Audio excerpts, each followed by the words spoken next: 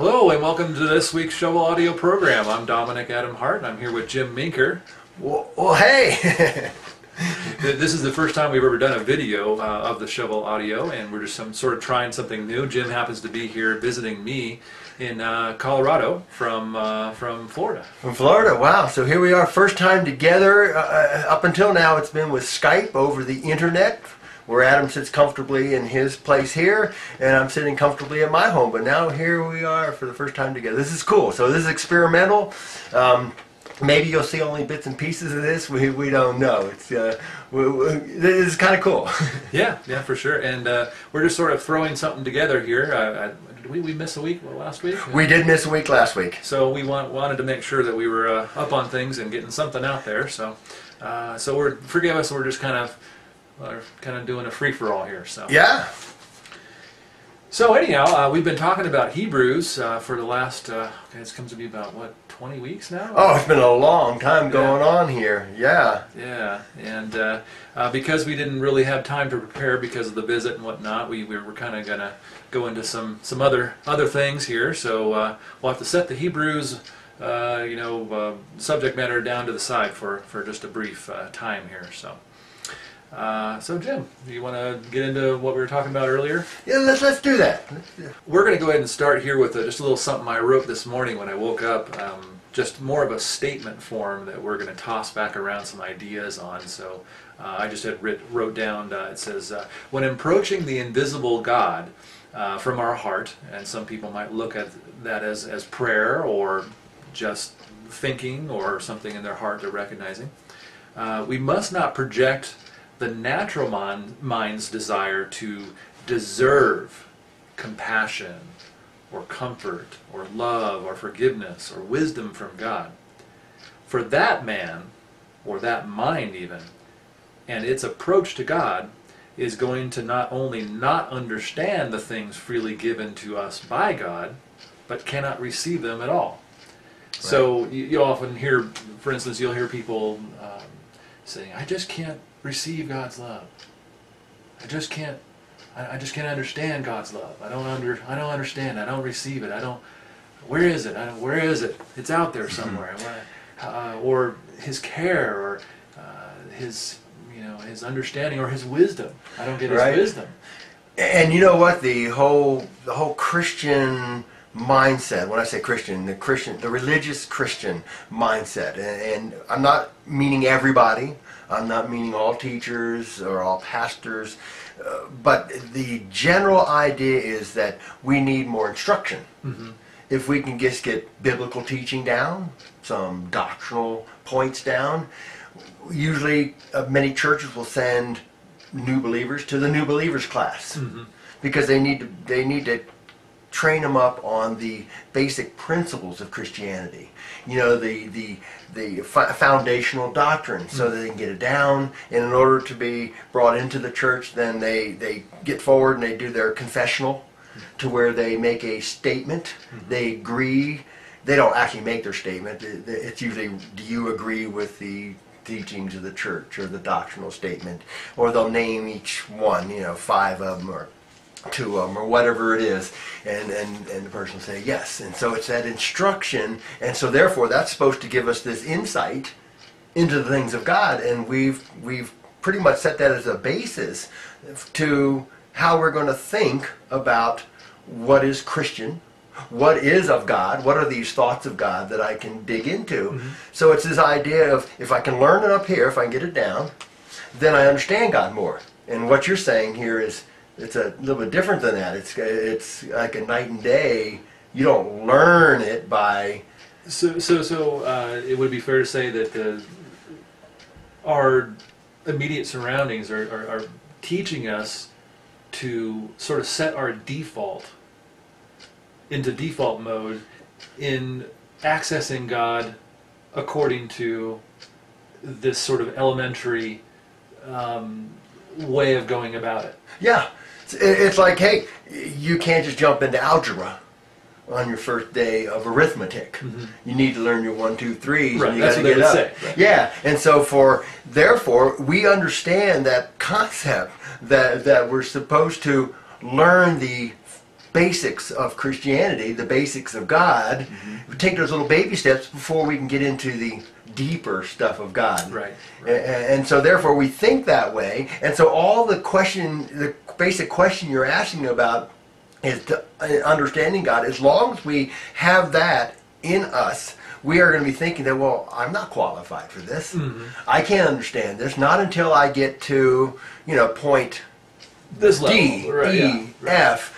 At least where the pastor's at, or the pastor told me until I get to this point, it might take a few months or a year or something. I'm not going to be able to understand the deep things of God. And so, what are these deep things of God? I mean, how do you kind of see that in your past history when you thought of the deep things of God? What? For me, all that really engenders for me personally, in all honesty, is something more along the lines of. Something that could be, I'll have to, that phrase tips it off for me. The deep things of God. When I hear it, it's kind of like, okay, well, if someone's saying I need to go deeper, then it just rings empty to me. It sounds like something that could be achieved or something that could be, it does not sound spiritual to me, even though it has a ring verbally of a spiritualism. Right. It doesn't sound to be truly spiritual from one who has recognized something that is truly spiritual. Does that make sense? It does. Now I can say from my past, early on, that natural mind thinking, which I didn't think in terms of, oh yeah, this is natural mind thinking. It's just the way I thought. Yeah. It's just I automatically approached the deep things of God, and I consider, it had to be something spiritual, because God is on a higher plane than we are. So therefore, He's up here. We're kind of like, well, we're below this. I mean, below where you can see on this. All right. Anyhow, we just had to change the cartridge here, so we'll try to pick up where we were. Where were we?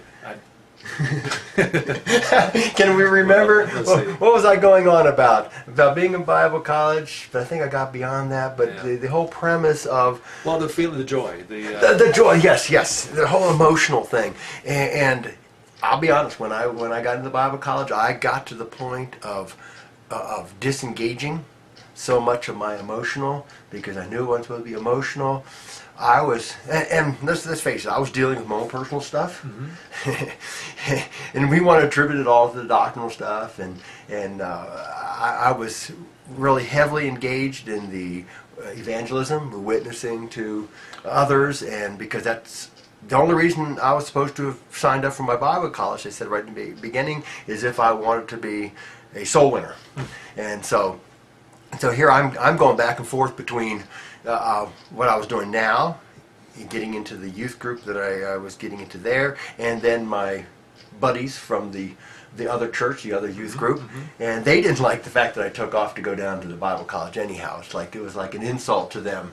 I didn't realize how deeply that was until later. My friend pointed that out. How deeply that hurt. Why we would leave the pastor himself. Maker, I don't understand. What do you? I'm your teacher. Yeah. We got a Bible college here. Right in Palm Beach. You didn't have to go all the way down there. But the emotional thing, I did cut off emotionally, and I got real dry, where you tried to disengage and not be emotional. And there was a breaking point. I mean, it did come to a point, because I realized that here, my friends who I'm still getting together with them, playing guitar and singing. A few of us play guitar, and I saw where they were going, and I didn't want to go in that direction anyhow, which really was a good decision, because they were going in definitely in opposite directions, But still, my direction really wasn't a whole bunch better than theirs. It's just that it wasn't going down their path. So, but I understand what it is to cut off the emotional and just don't go there at all. We can't decide things at all on emotion. And some of you may be in that position where it's like, what about the emotion? Maybe the emotions don't make any difference, in how we make any decisions or how we study our Bible. I mean, can we even think of emotions in Bible study? It's like Jesus wept. Jesus wept. Yeah. And like we were talking yesterday, I mean, this whole thing of understanding where somebody's at involves emotions. Yeah. Because to feel where they're at, I mean, you have to be experiencing the sensation, at least, of How are they feeling when things are coming at them? Yeah. In everyday conversations when we're talking to people. If I'm going to understand a situation with my kids or some of my friends, and I'm not understanding the emotional reactions and connections of how people are receiving things, and I try to be just, hey, here's what's being said. Here's the information. Here's the Get information. the information and get out of here. Yeah. And so therefore, you're talking about words Yeah. and how the words, well, you said this. It's like the person might be arguing words, and it took me years to finally realize it doesn't make a bit of difference. Yeah. What those words were, maybe their heart was being broken, maybe they were going through struggles, and I'm more concerned with, did they get it? Do they understand this thing? Are they on the same page? Yeah. You think about a statement like, for the joy set before him, he endured the shame of the cross, or the cross. And you think, how does that fit? So because it doesn't fit, because we know that's agony to go to the cross, and then he had joy, how does that fit? So it must be, Jesus must have had, well, he was thinking of the prophecy that said that he was to come, and so he had this intellectual thing, and he thought, it is a joyful thing to endure the cross, and therefore it is a joyful truth that I will just intellectually assent to. Well, I'm going through hell, and I feel horrible. But last night we talked about that, when the two disciples were walking on the road, and the Lord had risen, and he comes up, and he's all of a sudden in the midst of them, walking with them, and he says, as he's talking to them, their hearts are burning within them, and there's this sense that as Jesus endured the agony and the feeling and even in the emotions, but there was the burning in his heart, the joy set before him, that we too have that. But my point is that somehow that burning in the heart, that joy, that sense of blessing that Paul talked about, has been covered over by, like you said, the teaching of the natural mind. And it's been subverted, in a sense. And we are still going through the motions and approaching God in that vein. I feel for people in that. I feel for myself when I'm doing that. I feel for my wife or anybody else out there that's going through that. Is God there? Is God there? Really. But what's making you do that is God out there thing. Oftentimes is that sense of approaching God, like we're getting at here, as if it were according to the natural realm. And there's this contrast that's built up by doing that of deadness versus, well, wait a minute, that's not life. That's not life. That's not life. It's funny, in your talking, it just stirred up in me how I was able to, because it was a Bible college. We learned the Bible, we had those verses, and that would be the ultimate stamp of knowledge. The more Bible I understood, the more I could quote, the more power. We were even told that, that the more Bible you can throw at a person, there's the power. The power of God is right there. And and we had one guy who had come through a traveling speaker, and he had memorized most of all the Bible, and he could just throw these Bible verses out of people when he's discussing things with them, witnessing to them, and they would have their objections, and he would say, and blah, blah, blah, blah, blah, and blah, blah, blah, blah, and he would hit one after another scripture, and he was so, it validated his witnessing technique, because the person who was objecting was going, blah, blah, blah. He didn't know how to answer, and we're thinking, wow, would I like to be able to do that? It's like, no. We call him the hired gun, right? Yeah. Hired gun. You come and you leave them in the ashes, and they're just stomped over. It's like, yeah, you really won that one, didn't you? Freshly condemned. But there was, I learned these verses, and I can remember one that came back and got me. You know how when you get your photograph in the yearbook for your thing, you're supposed to have something written down. And in the Bible college, we had usually would have a Bible verse. That would be our verse. Okay. Well, hey, I figured, Philippians 3, that I may know him and the power of his resurrection, That's a the deep one. fellowship of his sufferings, being conformed unto his death, and it's like, yeah, let me put that down. I had no idea.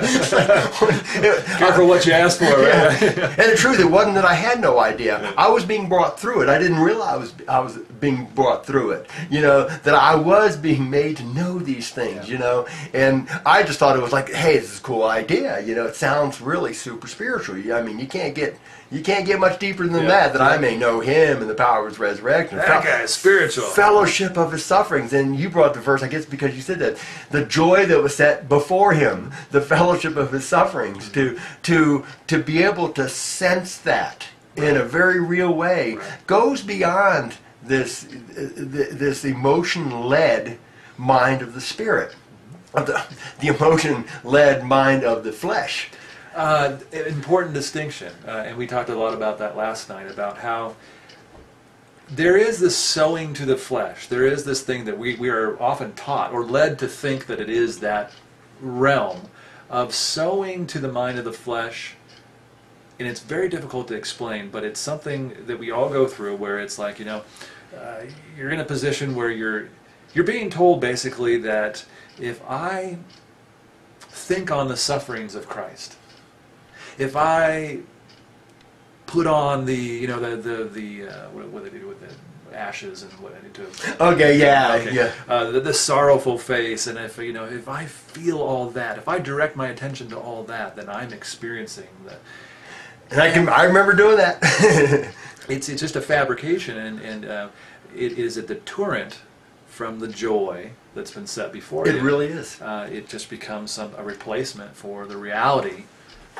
By creating a fleshly trip of your own, and we wonder why we reap emptiness from that, or further hopelessness, or further doubts, or further all these things that are just so unbearable to go through. It's like, I've tried praying that way, and I've tried applying those verses, and I've tried, and they're going, you just got to try harder, give some money, do something to get you further and further, and all they're doing is setting you further and further afloat in a direction that is a complete abyss of darkness, and it is the thing that you came out of formerly, but it has nothing to do with the spiritual stuff. No. And you can be swimming in things spiritual, things biblical, when I say that. Biblical, spiritual as in spiritual discussion, spiritual doctrines, and you can be just all in that, and when I say you can, I can tell you right now, this is me, this is personal, real. I was swimming in a sea of these verses, of this sense of the guilt. I remember the communion Sundays where you sit around and you're examining your navel, trying to feel, trying to picture, like you said. Now, I wasn't raised Roman Catholic at all. I never did the ashes and things like that. Right. But I can't judge that, because I know exactly what that means without having any of those symbols on me. That sense of trying to fleshly understand the sufferings of Christ. By, he did this for me, and really get in there. Oh, I need to understand more about those sufferings of Jesus. Right. He was beat. Right, so think on that. The Feel bad cat about of nine tails has just ripped his body to shreds. Yeah. You read the Bible, and you don't get that much of an accounting as much there. we would have. Yeah. And as you can actually pull out, you can actually make a good documentary, which has been made, about the sufferings of Christ. Sure. And that would be realistic, but the truth is, what is any different than that, according to what Paul had said? At one time, we understood Christ according to the flesh. We saw him in those terms, getting more into his sufferings according to the physical pain. Not that we need to ignore it. Or discount it. Yeah. Yeah. But that the real intensity had to do with the joy that was set before him, Right. as you were saying. Which is the power. Which is the power. Because, we're sitting there focusing on what we would identify with. You see, because there's some boasting in that. That right? there is. The more I suffer, the more I've given a lot for God. I've done that. I've done this for God. You can't tell me that I haven't had this done to me or this taken away from me. that is a boast, and it's when we're directed, when we've been directed to that mindset, we are going to reap only emptiness, and Right. we're going to complain to those that are teaching us, hey, we're empty, we're like little birdies looking for treats, and we get these little not so nice tasty treats coming our way, and we want more because it's just there's no satisfaction in those treats. We're getting the wrong food. The food that we want lasts, and that's not the food that Jesus had when he was suffering. He suffered like we would suffer, a different degree, and in terms of levels at that time in his life. But some of us suffer quite dearly. Some of us suffer for longer periods of time than he was alive. Yeah. It is somewhat relative in that sense. But the joy behind, the reality behind the curtain of the flesh is what you and I want to be encouraged in, and also encourage other people in. Yeah, now you've mentioned a few times here, and we were talking about the sowing and the reaping, and for those of you listening in or watching, hey, those of you watching right here, that whole idea of sowing and reaping is usually thrown out there to discount the truth of grace. You know, it's like, hey, okay, you can say anything you want to about grace, and you go running off into grace rather than responsibility. Yeah. You're gonna reap what you sow, brother. You know, and so if you want to go into grace and go way over into sin, yeah, you can do that, but this is what's going to happen. Right. And you know, that verse used to torment me because it seemed like, why would Paul write that? Especially near the end of Galatians, where he's discussed a lot about grace, and was he putting the brakes on? Was he changing it? And the truth is, the reality of what he meant by the sowing and reaping is so connected to everything he talked to about them before. Think what he said. Galatians, you foolish Galatians, don't you know that if you start by the Spirit, do you think that you can make yourself better? That you can make yourself perfected by the flesh? Do you think by what you do that it's gonna upgrade the Spirit? You're going to add to the Spirit. So he went in and spoke of the deeds of the flesh. And we think, oh, that's it. See, there it is, the deeds of the flesh. You grace people with all your deeds of the flesh. No, he's actually putting out deeds of the flesh and the fruit of the Spirit, one being tapped into by the very thing that we think is going to bring us righteousness, which is law. That's exactly my point is that when it reminds me of some of the cool games you can play when you're a kid, like you ever had the blindfold, where they put the blindfold on you and then they twist you around 20 times, right? And then they go, all right, now, who call out some names. Okay, now which way, you're trying to figure out who the person is and which direction you're at. You don't even know where you're at. That is essentially, without us knowing it, what a lot of teachers are doing. They're walking up to us and they're saying, hey, in the name of the Lord, put this little blindfold on. Okay, I'm just going to twist you one for Jesus, and another one for Moses, and another one for Jesus, and another one for Noah. And they're just going to, and they're, okay, all ready, go. And what ends up happening is that this natural mind thing becomes something that we grab onto in the midst of the fray. In other words, when we're all spun around in different directions, we're going through persecutions, we're going through hard times, we've lost a job, we've got a new job, we have a new baby, or whatever it is that we're going through that's stressful, we're just going through hard times.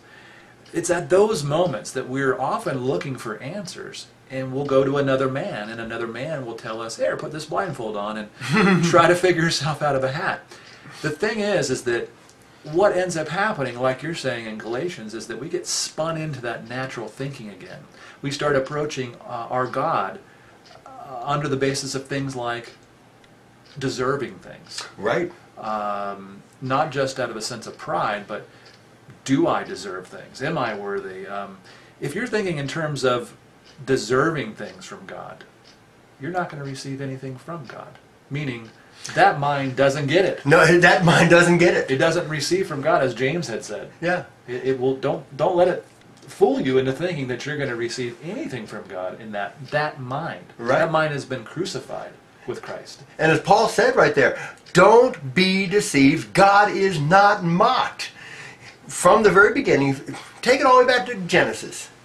In the beginning, he created, and then he created the plant, the seed-bearing plant, and guess how it produced? After its own kind.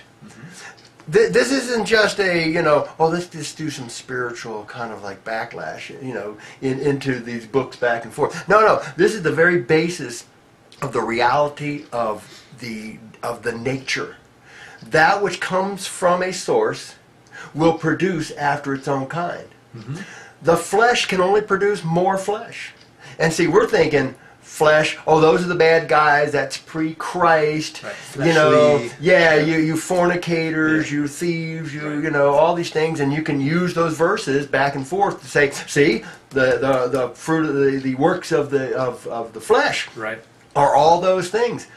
But what we fail to recognize in the midst of all that, the thing that Paul is getting onto is that once you jump into the performance basis for that, you have actually accepted, and there was, for the Galatians, there was a token law, a token principle by which once you accept that, he said, then the rest of everything you're doing is going to be upon that basis, because once you take that beginning principle of, I did this one thing to make myself more spiritual, his point was, you were running well. Who hindered you from obeying the truth? Now, the law people would say, no, you're not obeying the truth until you get this token requirement taken care of. He's saying, once you take that token requirement of the law, you're going to be bound to everything of the law. And not in just theory, too. There is a sense of that activating something in you. Meaning, he said, what a little yeast ruins the whole lump. It leavens the whole lump? And a lot of people could say, well, all he means by is, that's going to infect one person, which will affect another person in that way. But really what it had, the experience I had with it, and maybe the experience that you guys are having with it, is that when I get a little bit of law in my thinking, it has a tendency to attach itself to every little bit of law that I could... Yes. Guilt attracts guilt. Even if it's in another person. Shame attracts shame. And I don't mean to... I mean, it really just sort of is part of life, the way it goes down, for lack of better terms. It attracts to it. And the more that it begins to be held to, the more that it'll work itself out into all sorts of different ways. And pretty soon you've just got a whole mind full of these things, and you can't escape it. And then you start approaching your God that way, and wonder, why do I not feel loved? Why do I not feel cared for? Why do I have these violent doubts towards God? Why do I approach my brother that way? Why do I start wanting him to deserve me to be kind to him, to be understand, to listen to him, to offer a hand, if I could offer a hand? And then why do I look at myself with contempt every day? Maybe I'm just a defunct Christian. Maybe I don't have the faith gene. I brought that up to you the other day. The faith gene. The faith gene, maybe I don't have the thing that makes men happy.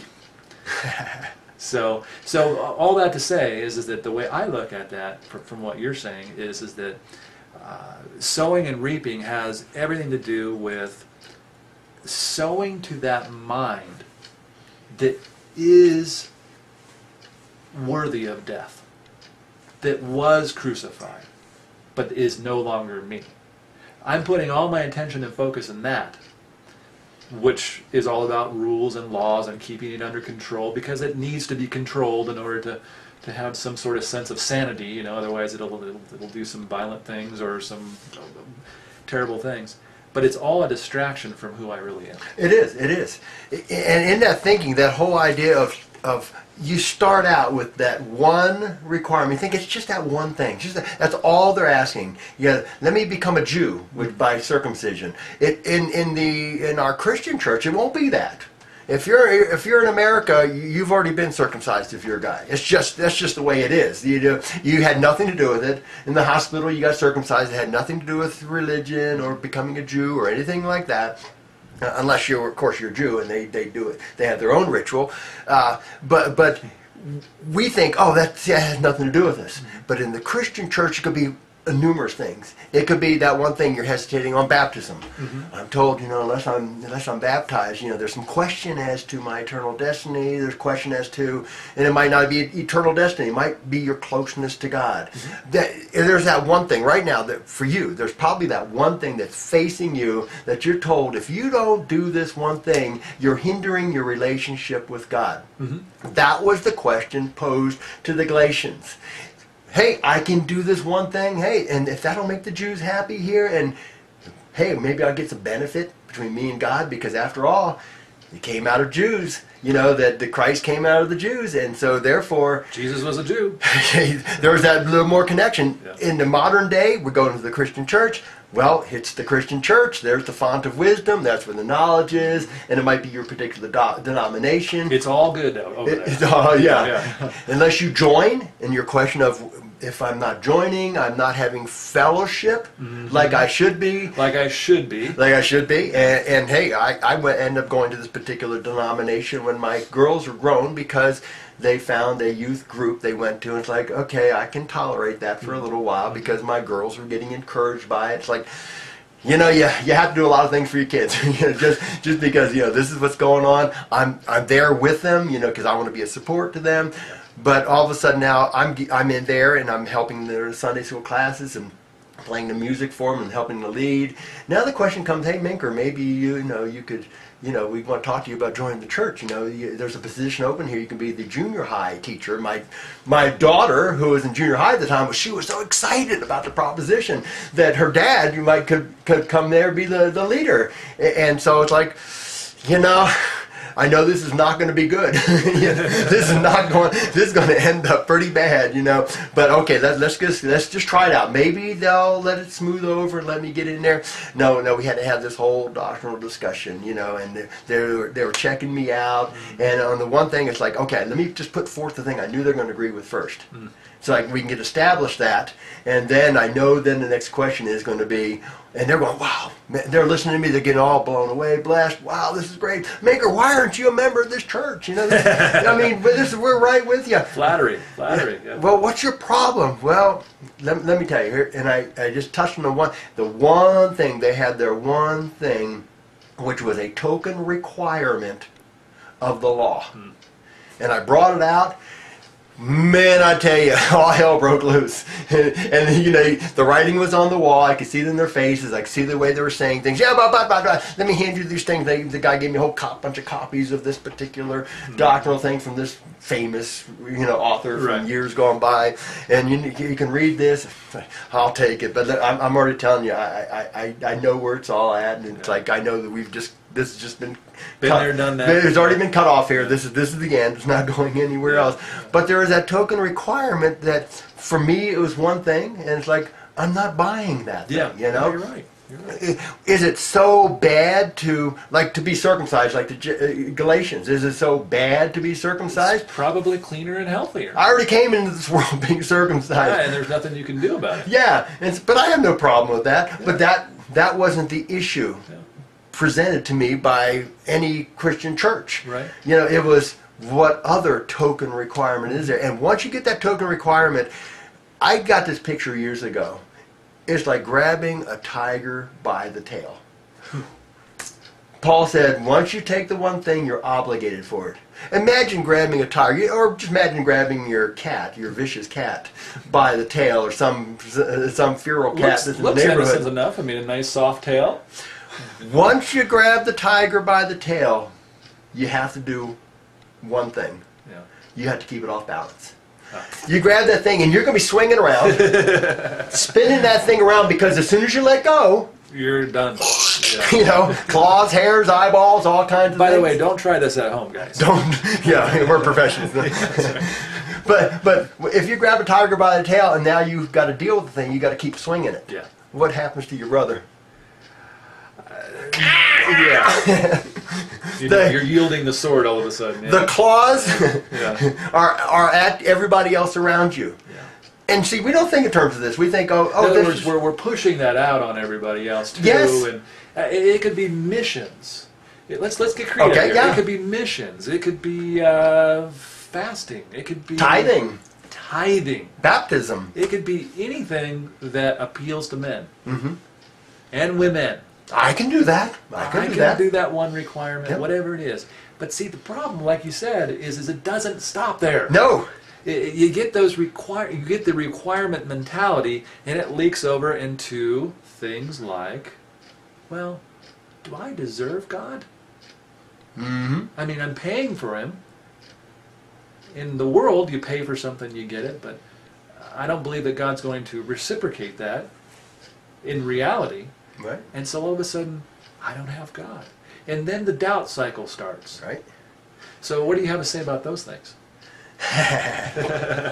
Well, be not deceived, God is not mocked. Yeah. Whatever a man sows, that he shall also reap. If you sow according to the flesh, you sow to corruption. And the corruption he talked about was all this division, the fighting amongst themselves, the stuff that previously, you remember the miracle that was happening among you? Right. That amazing connection you had to one another. There was nothing between you. Yeah. Everything was going well, and then all of a sudden this one thing came into play where now you're toying with, should we do it? Should we not do it? And all of a sudden these things came in, and we're all surprised. Now, the usual fleshly mindset, the religious fleshly mindset. As to how they look at that passage. Now we need instruction on how to have interpersonal relationships. And we're not going to bring Christ into it except by the mention of His name. Because we have to do it because we need brotherly love, Christ's love, or something like that. But other than the mere mention of His name, Him having been crucified, resurrected, is not the crux of any study of these things that come to help fix the problems that come about when you grab the tiger by the tail. Right. It all has to do with techniques. You know, how are you going to make that kindness happen? You know, what are you going to do? Here are the Bible verses. Yeah. Love one another. Now, I love the verse, love one another. Yeah. Because it was an actual real thing He said that when It's he, living. when he spoke it to them, it was the word spoken Yeah. that filled their hearts with this reality of, wow, the very thing that we burn within our hearts, Yeah. that truly live in a place where we loved one another. Jesus was bringing it about, and this was, as He called it, His commandment. The thing that would be brought about, working within us, that could, because His Spirit, He said, I'm going to come back, and He actually did come back. You know, With that scripture reference about the, reaping what you sow, no matter how you look at it, if you're looking at it with anything other than living eyes, and with the encouragement that's in Christ, the joy that we've been given, it's all connected to the good news, isn't it? There's Yes, it got to is. be some good. When we hear those things, there is a recognition that that ain't good news. right. And when we hear that, we're told at that moment, well, it's not by feelings. But that's not talking about feelings. It's talking about sensing through the Holy Spirit that's been joined to me Right. in my body what is good news and what is not. It's not even an intellectual thing necessarily at all. No, And I'm not looking for doctrine that's wrong there. it's a living heart thing. Because I've been encouraged by things that weren't necessarily perfectly in doctrine either. we better have been able to. Yeah. So my point is though, alongside you, is that this living reality that Paul spoke, it seems when you approach the Bible as a natural man would, that is living in the land of condemnation, that is worthy of that condemnation, by the way. But when you approach Paul that way and superimpose that on what he's saying, it will seem as though this good news that causes joy, that causes encouragement, is bad news. Yeah. And we'll get down to, we'll take those verses from Galatians and twist them to such an extent that we'll get down to this picky, uni stuff. Oh, the leaven that comes in. That's talking about things like, if you drink a beer, Yeah. you're just sowing to the flesh, and therefore you're going to reap by the flesh corruption, so you're going to die. You know, you're going to die anyhow, whether you drink a beer or not. But we get down to these little things of whether you go to this church, that church, whether you eat a particular food or not. We have learned to divide believers by so many things. And I'm just going to throw this in for you. We've heard the word heresy and heretic. Mm-hmm.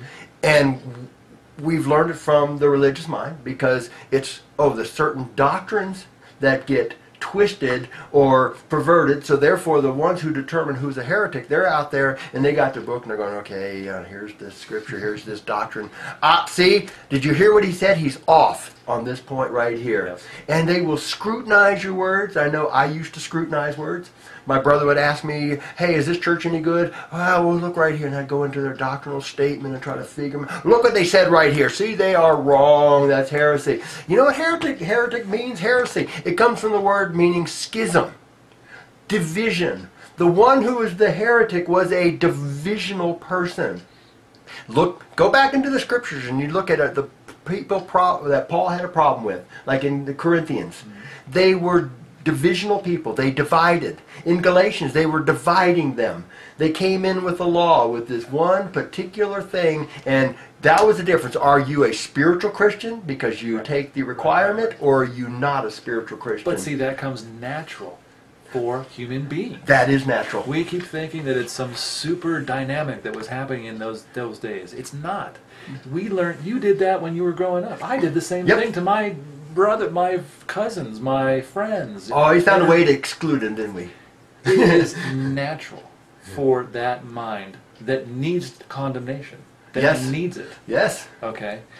So it is very natural for that. I just wanted to insert that it's not just this Galatians off-topic thing. No. It's the reality of if we are sowing, if we are putting all our focus, attention, and heart towards that which is already condemned in Christ. Christ died. It was taken away. If we're putting all of our resources in there, or we're being tapped on the shoulder and convinced to do that, then we're going to reap something, for sure. But it's not life. No. It's not encouragement. It's not this joy that was set before Christ that he was reaping.